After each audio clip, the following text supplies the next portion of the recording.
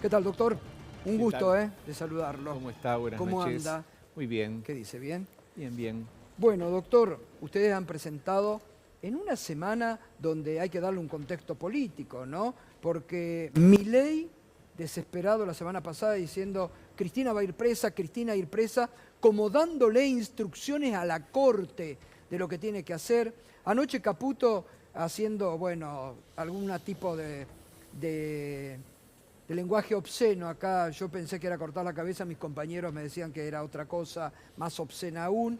Pero digo, cuando económicamente les va mal, la meten a Cristina y piden que Cristina vaya presa. Así es. Mire, cuando empezó el gobierno de Milei, una de las cosas que dejó en claro es que no iba a ser la política de Macri Es verdad. de persecución, mesa judicial, utilizar los servicios de inteligencia.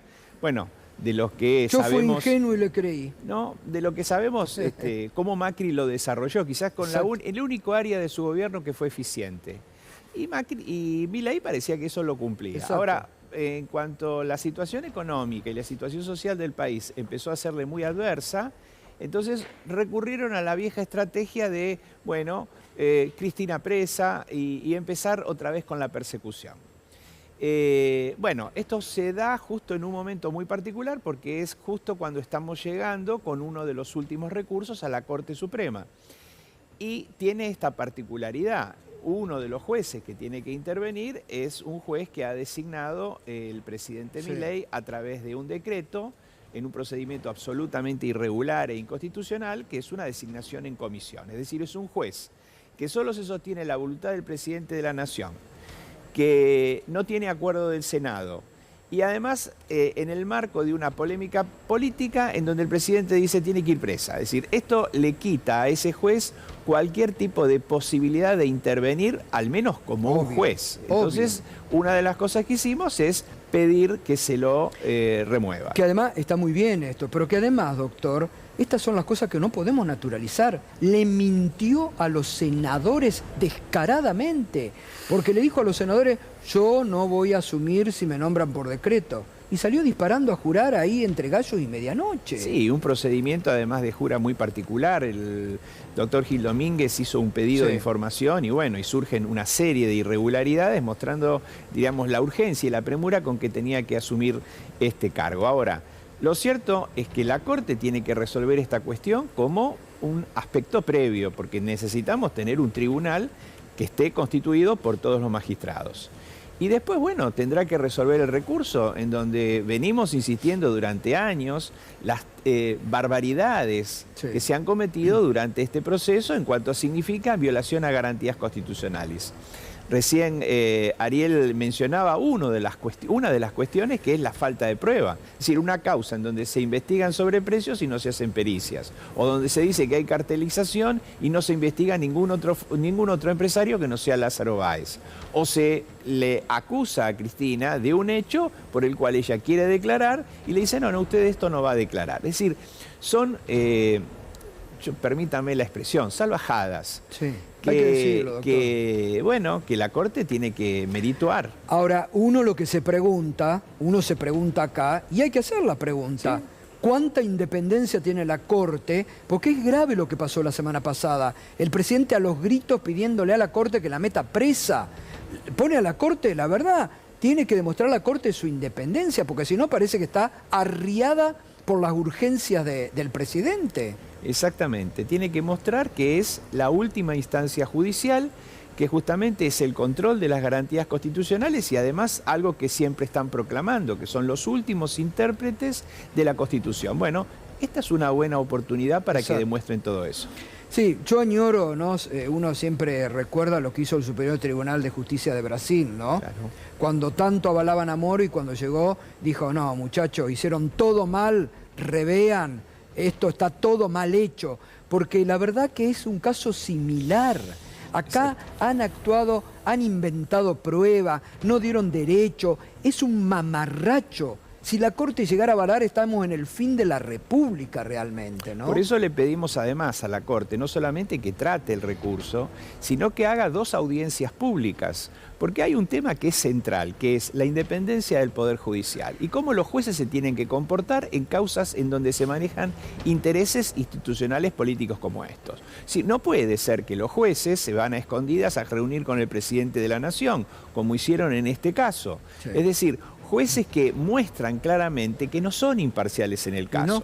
Yo decía en la conferencia de hoy, fíjense qué hubiese ocurrido, por ejemplo, si estos jueces, en vez de reunirse con Macri, se hubiesen reunido con Cristina Fernández. Uf. Bueno, ya los hubiesen echado. O que en vez de aparecer jugando al fútbol, el fiscal y el juez, bueno, hubiese estado yo en la foto.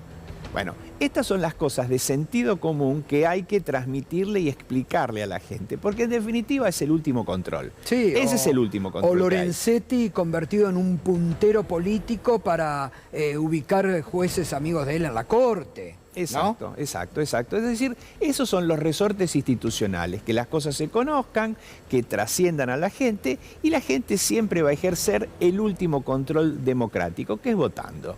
Y va a ocurrir esto dentro de pocos meses. Así es. Mira el adelanto de Beraldi. La ve candidata a Cristina. Miren, yo creo que debería ser candidata, pero es una cuestión que va a decidir ella. Me parece que es una persona que puede aportar muchísimo para nuestro país. Es una dirigente, diríamos, que tiene características casi únicas, por la experiencia, por su trascendencia, por su valentía. Y es algo que creo que a la República le hace bien. Total.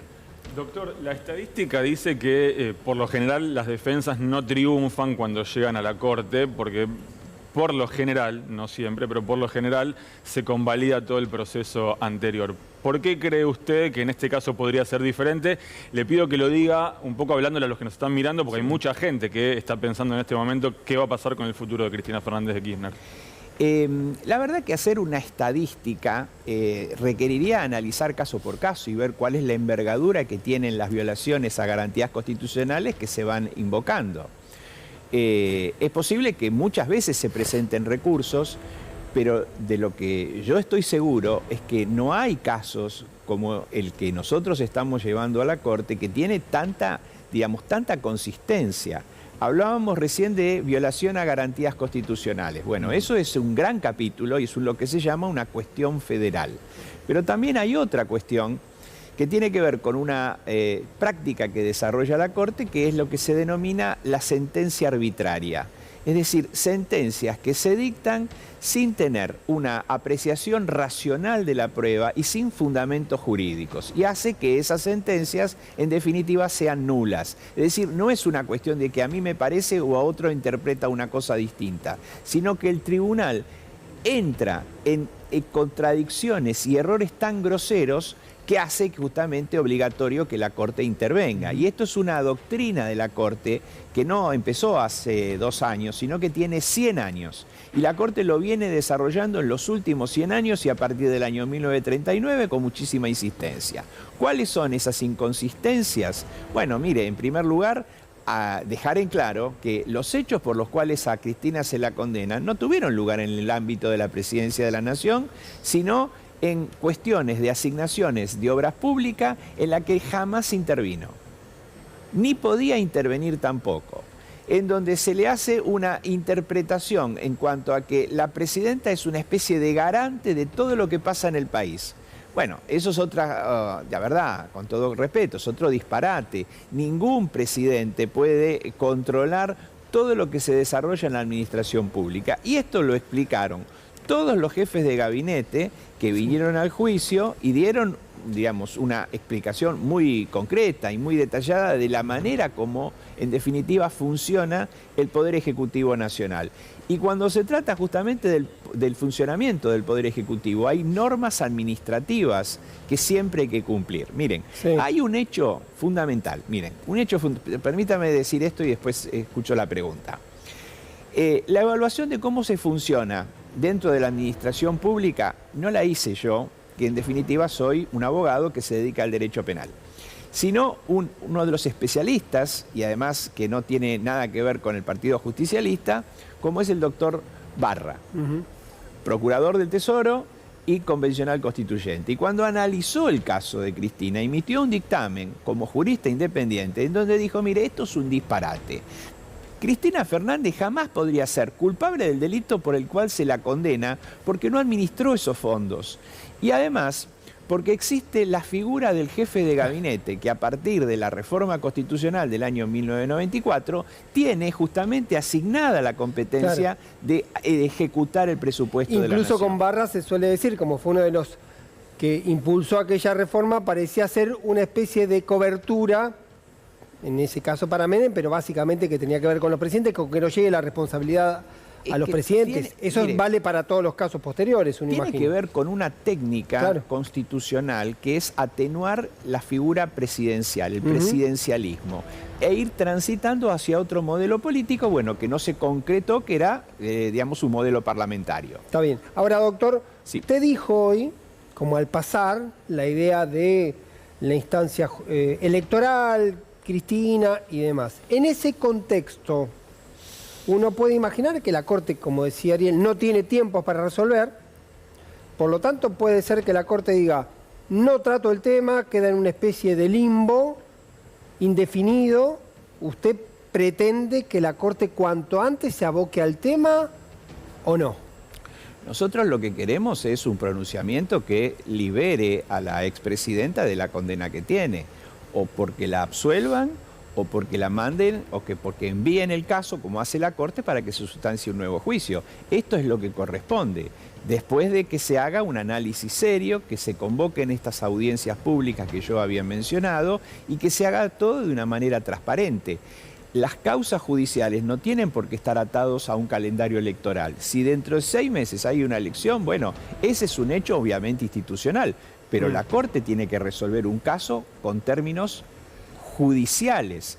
Yo solamente le digo, por ejemplo, que en esta causa hubo otros planteos que yo hice durante el proceso en el año 2018 y que llegaron a la Corte en ese momento, a fines del 2018, principio del 2019, que eran cuestiones que tienen que ver con medidas procesales, no con la sentencia final, o sea, mucho menos complejo, y la Corte tardó 3 años en resolverlo. Claro. Entonces, ¿por qué va a resolverlo no debería ahora, resolverse la semana que viene? No, sería un desatino institucional y sería que le están rindiendo pleitesía a un pedido del presidente. Eso sería ceder a presiones indudablemente mediáticas, y esto es lo que dejaría a la Corte en la peor posición. No, le pregunto porque usted lo dice justo así al pasar, insisto, la referencia, pero la expresidenta en una reunión privada en el día de ayer dio a entender que ella podría eventualmente ser candidata incluso en la provincia de Buenos Aires para cargos provinciales. Podemos discutir si eso es factible o no desde lo político, pero alcanza lo mismo, digamos, una resolución de la Corte por la positiva o por la negativa, ¿inhabilita en todos los planos a la expresidenta?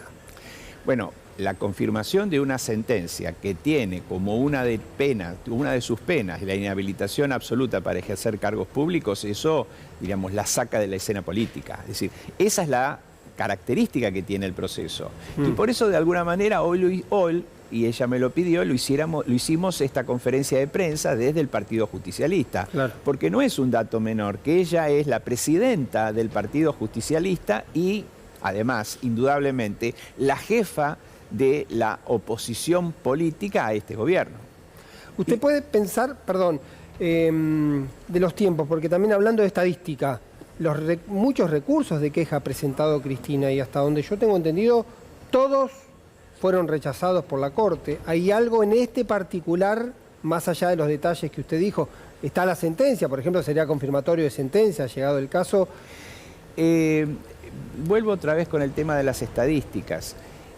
No es, digamos, posible hacer una medición porque no todos los casos son iguales. Habría que medir caso por caso según la entidad que tiene. En este caso, además del recurso nuestro, hay 9 recursos más que la Corte tiene que tratar. Y cada uno hace su planteo jurídico y cada uno deberá tener el tratamiento adecuado. En este caso no se puede o no se debería aplicar lo que se llama el 280, es decir, que la Corte diga, no, es un tema insustancial. Mire, si hay un caso que tiene sustancia constitucional y sustancia institucional, es este. ¿Descarta el 280?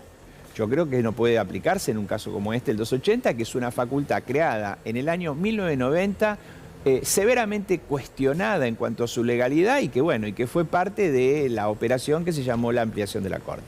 Doctor, gracias como siempre por su claridad y gracias porque realmente ha venido marcando a lo largo de este proceso toda esa persecución política, todo el lawfare, todo lo que armó el macrismo y que ahora lamentablemente este gobierno pareciera imitar en cuanto a persecución política. Un gustazo como siempre, doctor. Igualmente, muchas gracias. Muchas gracias. El doctor Carlos Beraldi, clarificando las cuestiones en torno a la ex presidenta.